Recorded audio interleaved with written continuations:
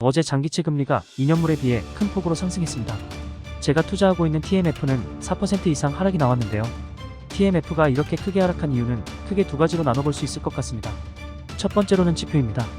어제 발표된 지표는 ISM 제조업 지수와 졸트 부인 보고서가 있는데요. 둘 다 경기가 약해지고 있다는 결과가 나왔음에도 불구하고 장기금리가 크게 올라갔습니다. 지표는 긍정적이었지만 시장의 해석이 부정적이었던 것 같네요. 두 번째로는 외부적인 영향입니다. 일본의 YCC, 8월부터 진행되는 장기채 발행. 이 두 가지가 가장 큰 원인이지 않았을까 싶습니다. 그럼 지금부터 위 내용에 대해 자세히 알아보겠습니다. 첫 번째, ISM 제조업 지수. 어제 발표된 자료를 보면 제조업 고용지수, 구매자 지수, 물가지수 전부 예상치를 하회하는 수치가 나왔습니다. 하지만 신규 주문 지수가 큰 폭으로 상승하면서 제조업 경기가 회복될 수 있다는 기대감이 생기게 된 것 같습니다. 제조업이 살아나면 경기 침체와는 거리가 멀어지기 때문에 고금리를 더 오래 유지할 수 있는 가능성이 생길 수 있고 금리 인상을 한 번 더 할 수도 있겠다는 걱정에 채권금리가 상승한 것으로 볼 수 있습니다. 두 번째, 졸트 보고서. 졸트 보고서는 매달 미국 노동통계국에서 발표하는 부인이직 보고서입니다. 졸트 보고서는 예측치보다 낮았을 뿐만 아니라 22년 이후 최저치가 나왔는데요. 그럼에도 불구하고 채권금리가 상승한 이유는 연준이 기대하는 만큼 떨어지지 않았다고 시장에서는 판단한 것 같습니다. 지금까지 채권금리는 경제지표와 비슷하게 움직이는 경우가 많았는데요. 이번 경우에는 매우 큰 폭으로 반대 방향으로 움직였습니다. 왜 이런 일이 발생했을까요? 제 생각에 이번 TMF의 하락은 지표보다는 외부적인 요인이 더욱 큰 것으로 보여집니다. 외부적인 요인 첫 번째, 8월부터 시작되는 장기채 발행.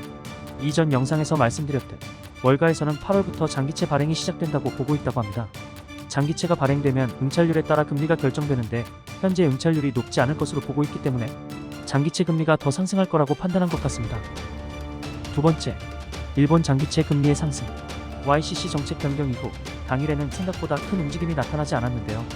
0.5였던 이 정고점을 뚫고 올라가 0.6에서 내려오지 않고 있는 모습입니다. 이렇게 되면 일본의 장기채 금리가 떨어지지 않고 더 위로 올라갈 수도 있어 보이는데요.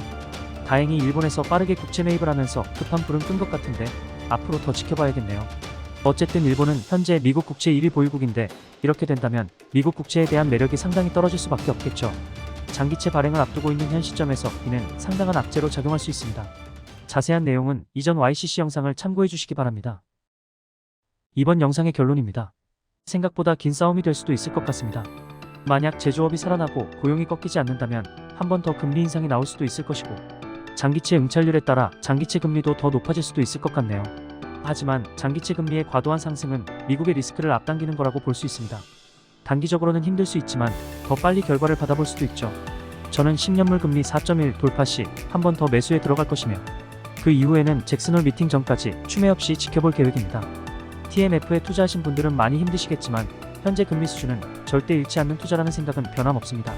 시간이 더 걸릴 수 있겠지만 모두 힘내시길 바라며 앞으로도 도움이 될 만한 영상 준비해 오겠습니다. 위 내용이 도움이 되셨다면 구독과 좋아요 부탁드리며 다음 영상에서도 유익한 정보로 돌아오겠습니다. 영상 시청해주셔서 감사합니다.